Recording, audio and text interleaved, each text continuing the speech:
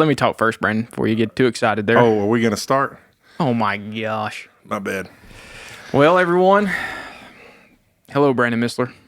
It's good to be here. It's quite Yeah. a sacrifice on a beautiful day like today. It is very pretty today. I will say, I don't know what day this particular recording will be put on There. there. The one that was posted today, which is March the 11th, was the one with Justin and Miss Becca. It was very good, very formal. I highly recommend it to all, specifically ladies. She's the new women's director and First Impressions. I'm a little concerned that today's podcast may not be as... Serious? I mean, it'll be serious, but maybe not as eloquent. Yeah. You know what I'm No, saying? yeah. No. Yeah. Yeah, we do want you to know this is pre-recorded in case something goes down and we don't address it. It's not that we're being insensitive. We just want you to know that, Yeah. we're here today, March 11th or whatever day it is. Well, all right. So before we get into the topic that we are going to talk about today, I would like to give a public, good job, I guess, to Brandon. Compliment, if you will. So here in the last couple years, there's been a group of young men, 18, 19, 20 years old, that come to my house once a week and eat breakfast and hang out. I've known them since they were 10, And they come, they hang out with me, and my daughter's there. They play with her. And then also, a couple weeks ago, there was two separate young men that are in high school that I've also known since they were... Knee-high to a grasshopper. Yep. And whenever they left, my wife looked at me and she said, "We are now Brandon and Vicky." Well, that makes me grandpa. That does make you the grandpa. But what I'm saying is that the influence that you had on my life and my wife's life when we were in college has now replicated itself to, it's just a normal way of life to us. Man. Well, thank you very much. I think that, even today's podcast, thinking about doing just cruising along, living life out with people. In fact, I think that's what we talked about last time. But thanks, that means a lot. And that's, ultimately, I guess, the goal is to replicate ourselves because, it's not going to be long. Your daughter's going to be old and older and getting busy and doing things, and you're not going to be able to have kids at your house all the time. So we've got to count on those boys to recreate what they're doing. I would assume there will be a day where I don't want any teenage boys at my house. Absolutely. You know what I'm saying? Yes. So, all right. But today's topic, and I do think that it is wise for this topic to be, because it's 75 degrees and sunny, springtime outside. I talked with a young man. He fished a tournament on Dardanelle this weekend and wore them out. And so I do know, in a very, just a human sense, fishing is very important in your life. Absolutely. Would you say? Yes. Yeah, very important. Yeah, I tell those college boys all the time, I say, hey, there's some days it's perfectly fine if you just skip class and go fishing. You told me that when I was in college, and I did. But in my defense, there's some days that you cannot skip class and go fishing, no matter how good of a day that would be. I vividly remember I was headed to a class one time. You called me, and you said, "What are you doing?" I said, "I'm headed to class." And you said, and I quote, "That's a terrible idea. Do you want to go fishing?" And I said, "Well, I don't see why not." Say. And it panned out great. So, but, so to kind of transition that into all seriousness, and this is going to be a corny preacher transition.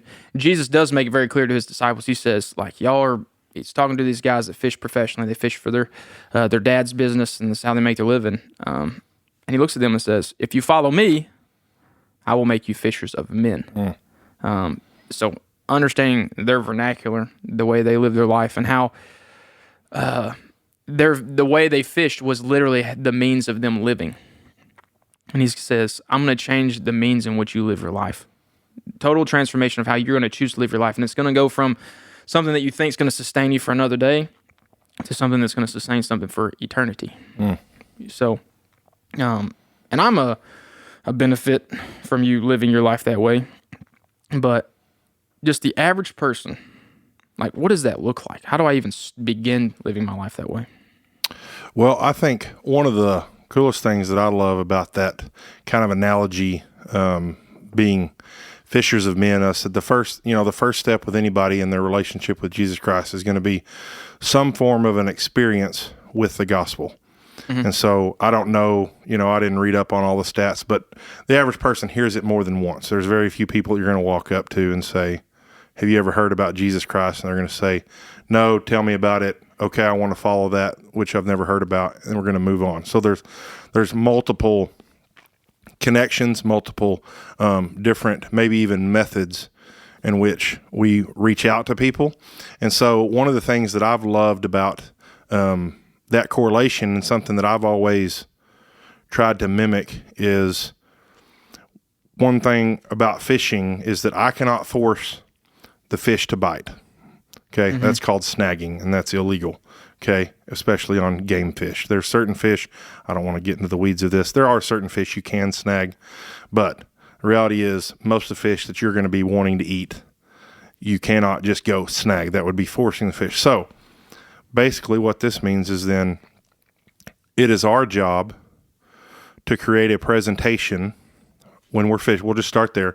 When we're fishing, my goal is to mimic the real thing. Okay.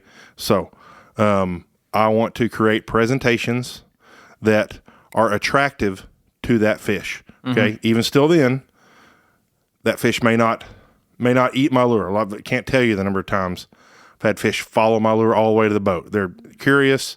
They don't commit. Yeah. Okay.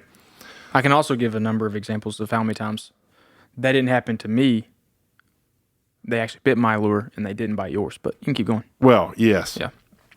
I think there's some memory issues on that, but, so with that, the, last, on my Sunday night message, one of the things that we talked about is, as we're talking about metaphors of the gospel. So I thought this fit pretty well because we're talking about, Justin kind of jokingly said, hey, you want to talk about fishing? And while I would love to sit here and just chat about fishing, also metaphors of the gospel, when we were thinking about this, we are to present the gospel in such a way with gentleness and humility that in reality, I would argue that initial contact of the gospel, we need to reach someone in a much more humble, not an aggressive way. Okay. Snagging a fish would be very aggressive. Okay. For those who don't know, that'd be taking a hook, bare hook, you throw it down there under the fish, you just set the hook, the fish has no choice. Okay. So in our lives, I was thinking when it correlates to fishing, what does that look like? How do we present the gospel in a way that is attractive? Well, the first thing is we want our lives to look like something that someone else would want to be a part of. And are they going to ask? I'm constantly asking my daughter, hey, and, middle school kids, but especially right now, my daughter's at the age where I want her to be thinking about inviting her friends to church, friends that don't know Jesus Christ. I said, are you setting yourself apart where your friends are curious about the gospel? Would they know why you're different? And so that, to me, the fun thing about the correlation of fishing is that may take multiple times. I've had situations where you may cast at one bush, not necessarily even knowing there's a fish there, but you may cast multiple times. Well, the same thing is true when it comes to presenting the gospel, is that we want our lives and where we're at to be something that's attractive, that causes someone else to question. But I think with that, I don't think when we're presenting the gospel, I don't think that's the time for harsh judgment. I talked about, there again, another metaphor. I had shared in that Sunday night message, I talked about, it's no doubt that I could stand to lose some weight. But if you came up to me, so I'm glad you found that humorous that way. But if you came up to me right now and just said, bro, get it together, like you basically say, hey, you're fat, get over it, get your life right. That's not going to be received very well. And you're not going to have a place in my life to probably speak into that in the future. Now, I'm not saying that's never worked. There again, I'm sure somebody out there can give me an example that somebody, first time they heard the gospel, they said, that's great news. But the reality is, I'm going to have watched somebody who's lived their life, who got their weight under control, and then I was able to go and ask them that whole question, that whole conversation looks totally different if I come to you and I'm like, hey, what are you doing? Listen. I'm listening, man. You're such a handsome young man, though, I will say. imagine what it could be. Oh my gosh. But with that, so you look at that and you say, how are we approaching the gospel? That's the same, to me, it's the same truth, is that if someone comes to us and is like, hey, why do you have joy, or why do you speak to your wife the way you do? Why do you parent the way that you do? Why do you, all the way down, I mean, life application, being the children in the middle school pastor. I mean, I tell kids all the time, why do you talk different? Like, are you using inappropriate language? Like in the workplace, I promise you. I know talking with my brother and most of the men in this church work in a secular environment where foul language is probably used. And you can do something as simple as, I don't use that foul language, which then causes a question. Mm-hmm. It's not like we've got to go and berate these people with that. And so the way that you dress, multiple times we've had on the senior trip, we've had people ask because they notice that our kids are dressed differently on the beach than everyone else there. And they're like, are y'all with a church or something like that? And with that, there again, create a presentation in which it causes a question for somebody to open up and ask. I need you to quit laughing. We don't have that ability. So, but to me, I just think that it creates that environment that somebody can come and speak to you and ask you why you're different, rather than us feeling like that we're constantly having to go to them or having to go into being harsh and creating this judgment about people, because that's just honestly, when you go at somebody with judgment, you don't win. Yeah. And and I think that trickles down to, I think, how we respond on social media. Yeah. I mean, I don't know. I would love to know the stats. Yeah. I don't think anybody's ever come to know Christ in the comment section. I highly doubt that. I will say, though, from what I hear you saying with regards to like the humility side and the coming in such a way that looks different from just the world structure in and of itself, there's multiple verses that kept popping in mind. One, Jesus said, they will know that you are my disciples by how you love one another. Okay? And he also said, let your light so shine before others that they see your good works and give glory to God in heaven, to your Father who is in heaven. I don't know, there's so many different, they will know you by your fruits, so on and so forth. And what I've kind of noticed, but from the way you live your life and other men in our church, that I see that either A, when I was younger, had a very big impact on my life, or who are still having a big impact on younger men's lives. I just think of some young men, or not even necessarily young men, that are working with Dusty and the youth that, have 13, 14, 15-year-old young men just following them around all the time, just wanting to hear the next word they have to say, just because they've poured into them, so on and so forth. What I see in men like that, and what I've tried to emulate from what I've learned from y'all, is that it's a total restructuring of how you choose to live your life and the way you view people in and of themselves, right? You no longer view people as like, that's just another like person, and if they have similar interests or whatever as I do, then I will try with regards to relationship with them. Or even more so, can this person benefit me in the long run? If they can't really benefit me, then I really don't want to put forth the effort to be their friend, or even just give them any of my attention or social energy, right? But rather, people that I see that are genuinely making disciples, that are genuinely having people in their circle come to know the Lord and things like that, are guys that look at people as if, yes, image bearers and so on and so forth, but more so like, you know what, somebody did this for me when I was their age, how dare I not do the exact same thing, right? Because if I was to really stop and ask myself, where would my life be if I removed certain individual men from my life?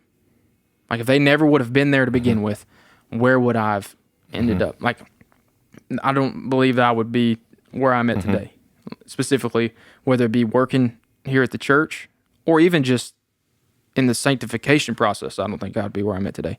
And so how dare I not see a 17-year-old junior in high school, brand new believer, and not try to find some excuse to have him over at my house every now and again, or find some other young man and have some excuse to say, ask your mom if I can check you out from school and take you to lunch and I'll bring you back, whatever the case may be.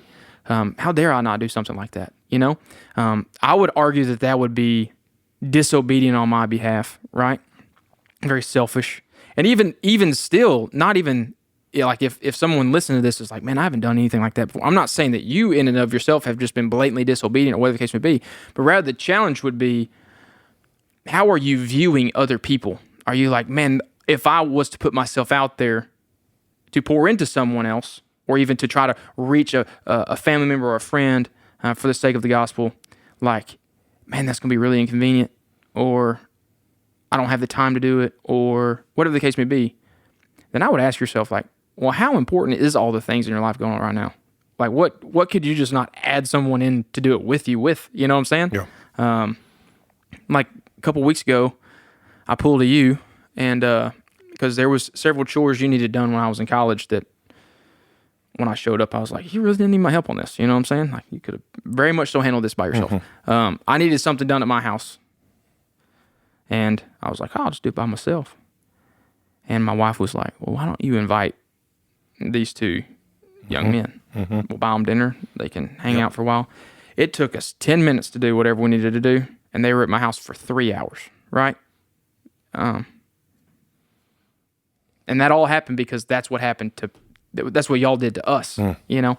And so I think that would be, if like there was just one challenge from anything of today, is like, what in your life is so important that's keeping you from doing these things, right? And then also ask yourself, who did that to you in your life? And now remove that person from your life and ask yourself, where would you be, right? So, but I don't know, that's just kind of what I was thinking about while I was listening to what you were saying, but. Yeah, absolutely. I would just encourage folks to know that we're all broken.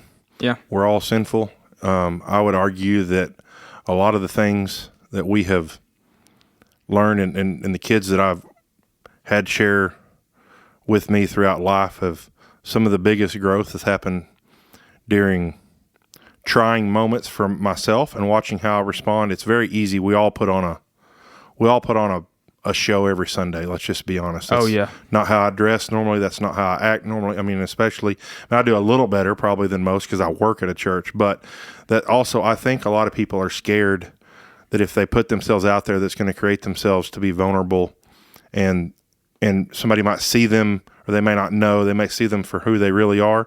And I would argue that most of us, the best thing that we can do is show people who we really are, because that's the most real version of ourselves that we can give somebody, and how we respond when we fail, how we respond when we're tired, when we're frustrated, mad at our kids, whatever.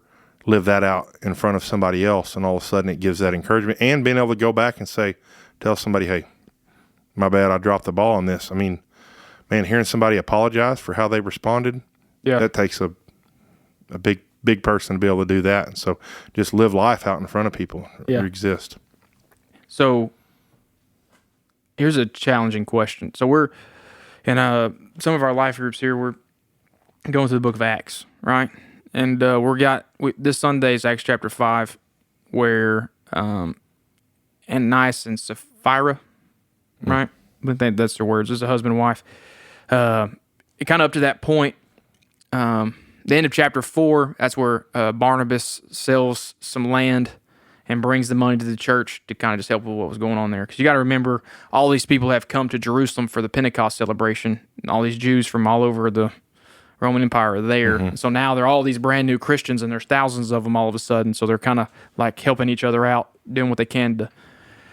And so Ananias and Sapphira are going to sell some of their land and bring the money, but they don't give all of it. But they say they do. But they hold back. And in studying for that lesson this Sunday to teach some life groups, I was listening to something that John MacArthur said about this passage, and he says, what is the danger of having superficial Christians in your church? Right? And so you said a while ago, or just now, you said that, let's be honest, we kind of put on a show when we show up on Sunday mornings and we whatever. And you said you don't usually dress that way or whatever, which is true. You usually wear shorts and white dad socks, but that's true. I had to say it. But you look good though, I will say. Wow. But we ask ourselves, what's the danger of having superficial Christians in the church? And I would argue is that it stunts the whole, not only, I mean, sure, stunts like the power of the church, stunts all these, but it specifically stunts the discipleship process in a local church, which in return stunts the sanctification process and so many, and ultimately you just have a bunch of baby Christians gathering together, staying babies. Yep. And so, kind of going back to the challenge of like, man, what in your life is so keeping you from wanting to pour in whatever? I guess to add to that would be like, well, you got to ask yourself, well, how bought in are you? Like, how important do you actually think this is? I would argue you and your wife, y'all have proven that you think it's important. And I would assume that's because somebody else did it to you before that, and they taught you that it was important, and it's just kind of replicated itself down the line. And so, to kind of add to that, is like, maybe nobody discipled them before. But if you genuinely study the scriptures or something, you should find in there and say, man, if I've never been discipled, then maybe I should be pursuing someone to show me how to do it so that I can then in return replicate myself. Absolutely.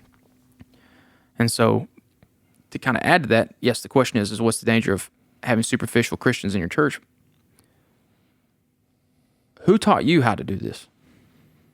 And what did they do? Well, I'll be honest, probably one of the most influential people was, and I don't even know that he would remember me. It was there was a couple in a Sunday school. They taught Sunday school.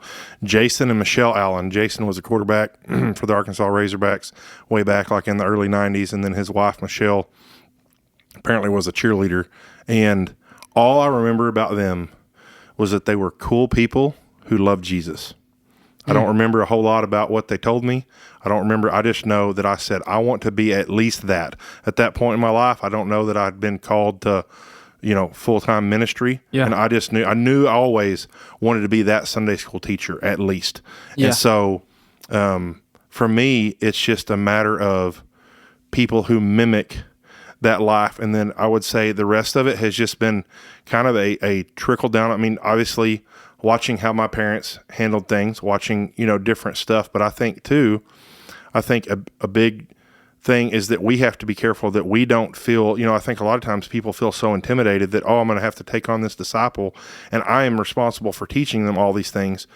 I would say no. Like, I look back, Jeff and Melanie Hill, they hired me in college to work up at their house, and I watched them basically as an employee there, but I watched them how they treated their stuff, like how they allowed us to use. I've always said, if I'm ever blessed with stuff, I want to bless others, because he always let me use his stuff. If we needed something and he had it, he would let us use it. I watched, them parent. I watched, all the way down throughout the years. I've watched people that were around me and how they responded. And so that's what I think too, is that one of the big dangers of a superficial Christian is you end up with, if you don't surround yourself with people that are real, you get superficial followers, which create even more. And before long, and I think this is happening in today's world, before long, you don't even know the God you're supposed to be following. You're just following just a general good thing. And there again, when you go back all the way to fishing, my goal in fishing, there again, is to mimic the real thing. If any fish out there studies what I'm throwing, they're going to figure out real quick it doesn't add up. My wife, she probably taught me more about this because she came from a place that doesn't fish. So she would always make fun of, she was like, you're telling me that fish doesn't see the little beak sticking out of that crankbait? Like they think that's just a little, you're telling me they think that hairy thing is a crawdad? Like I'm throwing a jig. She would all the time be asking me, she was like, no fish down. I don't see any bright green minnows down there. I don't see any, worms just falling off in the water. And the reality is every one of those things is to mimic something. And so that's what I think. The further you get away from mimicking the real thing, the less and less chance you ever have of really implementing life change in someone else's life, because ultimately Christ is what's going to change their life. Ultimately, that's what's going to come in. And that's what, there again, in the discipleship game, remember, don't feel the pressure, because ultimately you're turning them to Christ, who's going to ultimately sustain them, who's going to ultimately, because all those people that we're talking about, if you took them out at that critical time, your life could be different. But every one of those people, if I moved away now, you're good. Like, because now you are following Christ, and I would even argue in many ways, like, just being honest, like, I have a ton of respect. I love hearing. I talked to my mom this week about what a great job you do of sharing and correlating history and the Bible and those sorts of things. And I would say in a lot of ways you have surpassed me, who you say I had an influence in your life, but you have surpassed me through your studies. And the reality is that's ultimately the goal for every person we want to mentor. But that's because I don't want to keep pointing you to me, because you can't get better. You can't get better than me. Yeah. If I'm pointing you to me, because you're not me. So if I point you to Christ, then you're going to take little things from me and you're going to recreate those things in your pursuit of Christ. And then you're going to be able to turn around and you're going to be able to reach somebody that I never could. Yeah. And so it's kind of that's, I think, one of the big dangers there. You know, I don't know, the who, a lot of people is what I would say. A lot of people in little bits and little pieces all along the way just catch stuff that you like that other people are doing, and you roll with that. Yeah. I will say, though, nobody will ever be you, Brandon. Well, I appreciate that. Yeah. Well, it's kind of as we come to the end of this conversation, which I've thoroughly enjoyed. Yeah. I am less nervous talking to you than I am talking to Greg, I will say. Well, that same. Yeah. I mean, it kind of is what it is. Yeah. As we close, kind of as we wrap this up, it is springtime. If somebody that's listening to this is like, man, I really want to go fishing with Brandon, how does that happen? Raffle. A raffle? Okay. And if they win said raffle, where are you taking them? I'm not at liberty to say, but they will go, they will catch fish, but they will not be able to share with anyone where we went. Okay, I understand that. Now, if they were to go with you, would you nose front the boat like you do to me, or would you make it parallel where everyone can fish? It depends on if said person showed a history of humility or a lot of pride and had a hard time closing the yearbook. Are you Speechless, more likely not to? me, but somebody is. Are you more likely to front the boat on someone when you are intimidated by the number of fish that they catch compared to you, or not? Does that make sense? Like, are you like, if you know, like, yeah, I'm gonna beat this person, you'll parallel them. But if you're like, man, this dude's probably gonna beat me, is that why you nose front the boat? Yeah. That's what I thought. Definitely. Yeah, it's an intimidation. That's what I thought. Yeah. Tactic. Yeah. Intimidation tactic, or an intimidation like, I'm scared, so I'm going to do this. Either way, I mean, that's what, just a matter of what's needed at the time. And, I understand. Also midday, you may find yourself, you may be in the front of the boat, after I've built the appropriate lead. That's never happened. But anyways, I appreciate the conversation, Brandon. It's been a great time. It has been. I do want to look at the overall scoreboard here before long and maybe try it again. I would love to. And I think that you're saying that out of a place of you might be selling your boat, so I'll be your only hope. That is also true. All right. Well, thanks, Brandon. You're welcome to me anytime. All right. God bless everybody. How do we close? Clap. That's how we opened.